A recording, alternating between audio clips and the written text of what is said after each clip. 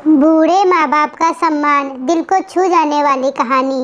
एक 80 वर्षीय व्यक्ति अपने 45 वर्षीय उच्च शिक्षित बेटे के साथ अपने घर में सोफे पर बैठा था। अचानक उसकी खिड़की पर एक कौवा बैठ गया।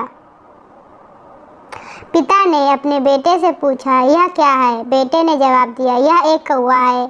कुछ मिनटों बाद पिता ने अपने बेटे से दूसरी बार पूछा, यह क्या है? बेटे ने कहा, पिता, मैंने अभी आपको यह एक कौवा है। थोड़ी देर बाद बूढ़े पिता ने फिर से अपने बेटे से तीसरी बार पूछा, यह क्या है? इस समय बेटे के स्वर में कुछ जलन महसूस हुई। तब उसने अपने पिता से झुंझुलाते हुए कहा, यह एक कौवा है, एक कौवा। थोड़ी देर बाद पिता ने फिर से अपने बेटे से चौथी बार पूछा, यह क्या है? इस बार बेटा अपने पिता पर चिल्लाया, आप मुझसे बार बार एक ही सवाल क्यों पूछते रहते हैं? हालांकि मैंने आपको कई बार बता चुका हूँ कि यह एक कौवा है। क्या आप इसे समझ नहीं पा रहे हैं? थोड़ी देर बाद पिता अपने कमरे में गए और एक पुरानी डायरी लेकर वापस आए, जिसे उन्होंने अपने बेटे के जन्म के बाद से बनाए रखा था। एक पेज खोलने पर उन्होंने अपने बेटे को उस पेज को पढ़ने के लिए कहा। जब बेटे ने उसे पढ़ा तो निम्नलिखित शब्द डायरी में लिखे गए थे, आज मेरा 3 साल का बेटा जब खिड़की पर एक कौवा बैठा था, मेरे बेटे ने मुझसे 23 बार पूछा कि यह क्या है, और मैंने उसे 23 बार जवाब दिया कि यह एक कौवा था। मैंने उसे हर बार प्यार से गले लगाया और उसने मुझसे 23 बार फिर से वही सवाल पूछा।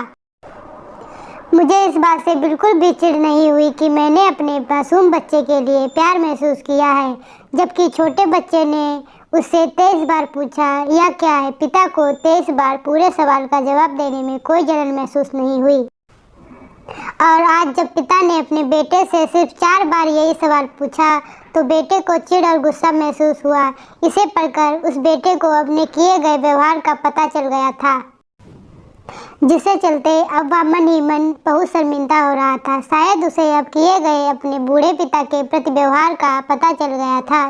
इसीलिए यदि आपके माता पिता जब बुढ़ापे में होते हैं, उन्हें ना तो पीछे छोड़े और ना ही उन्हें एक बोझ के रूप में देखें, बल्कि उनके साथ एक प्यार भरा शब्द बोले, शांत, आज्ञाकारी, विनम्र और उनके प्रति दयालु बने रहें। अपने माता पिता के प्रति विचारशील रहें। आज इस बात को कहें, मैं अपने माता पिता को हमेशा खुश देखना चाहता हूँ। जब मैं छोटा बच्चा था, उन्होंने मेरी देखभाल की।